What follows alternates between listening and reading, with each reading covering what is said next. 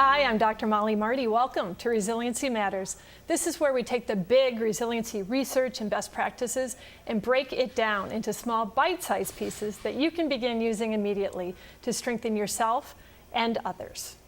What if you could learn not just from one, but from two of the sitting members of the Resilient American Roundtable? Would you spend the next 28 minutes with us?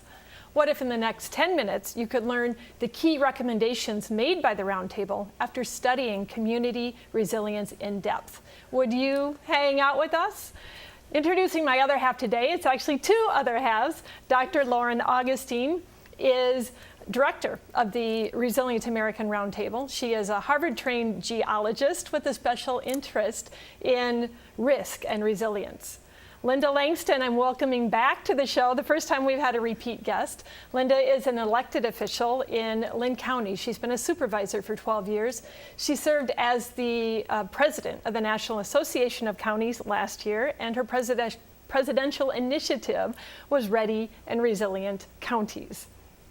Welcome to you both. Thank you, Mollie. The reason I'm having you back on, Linda, and you here with us, Lauren, is a lot has happened since we last visited, including some very exciting information that the National Academy of Sciences has selected the first pilot resilient community in America, and it is Linn County, Iowa. Yes. So congratulations to you. Thank you. Thrilled to be working with you. Thank you. And we thrilled to be here. Have a lot to talk about. Yes, we do. We have coming off of a couple days of meetings as you're here, and some of that is going to be coming out.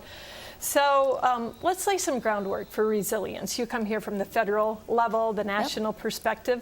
What is a resilient nation, and why is it important? So a resilient nation is the collection of communities, regions, states, and the federal agencies, kind of in this vertical spectrum, that can be ready at the local level and only go up to the federal level as needs arise. So the whole point is to get that local level nice and ready, resilient, so it doesn't have to make the call to the governor, to the president. Okay. And in 2012, a lot of this work is being driven by this, so I grabbed a copy. You released a report. The National Academy of Sciences released Disaster Resilience, a National Imperative. How is resilience defined by this work? So this body of work really takes resilience as a 5-verb definition: to prepare, to plan for, to respond, to recover, and to adapt. And there's other words around that. You know, a community should be able to do these 5 verbs in the face of adverse events, but those 5 verbs really give us something to do. And the report, and therefore even the president's policy directive number 8, which is about resilience, uses the same 5 verbs to really get across that we can do something to become more resilient. And can you repeat those? I would love to put a slide up, and maybe we'll write a blog about this, but just say that one more time so people following along. Prepare, plan for, respond, recover, and adapt. Great. So you have to you have to prepare for something to happen, plan for it. When it comes, be able to absorb it, respond to it. Then there's a long recovery, right? Here we are in Iowa. 2008 was a big flood, still recovering. There's a recovery period, and this adaptation period to be prepared for whatever comes next. Because we know there's more adversity, whatever that looks like coming at us. That's right.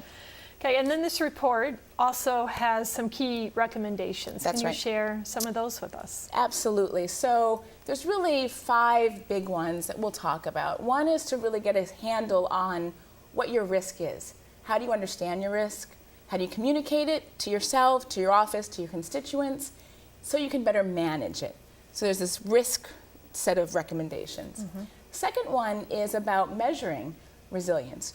How do you know you're resilient? How do you know you're becoming more resilient?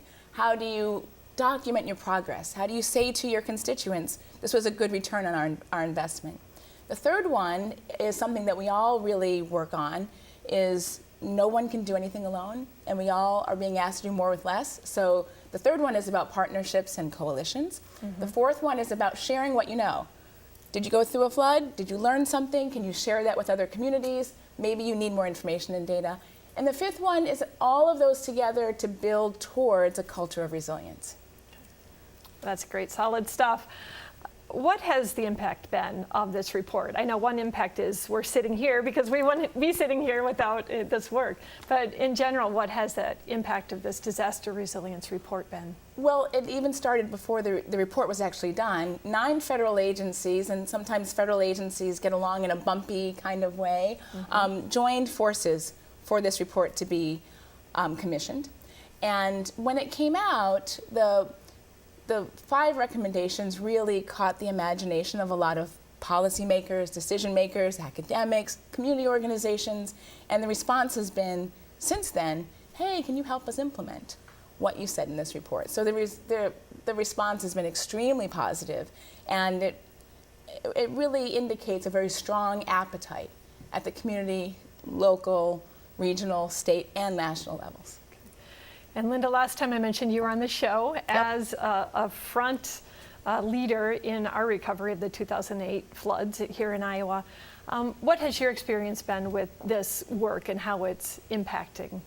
I think that it really gives local communities in particular a basis of academic research. So when you have to explain to your constituents that preparing might be, for instance, in Cedar Rapids, that we build flood walls.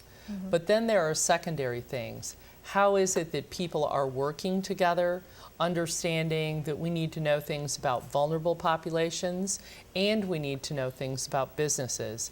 So this report gives some heft, if you will, to local officials to say it's important that we convene, that we come together, that we have these conversations, and that we also share with people, everyday people on the street, think about this, because everyone has a part in the responsibility. So while this is a very big national report, the summary is very easy to read and fairly simple. And then this has allowed us to move into more specific takeaways for people to do preparation on their own. And the summary is simple, and it's actually going to be your takeaway tool for this segment. Learn more about disaster resilience, a national imperative, by downloading the whole report or free summary. We have it available on our site, so we will put that information up for you here. Resilience starts at home, boosting the vitality and resilience of your family and community when we come back.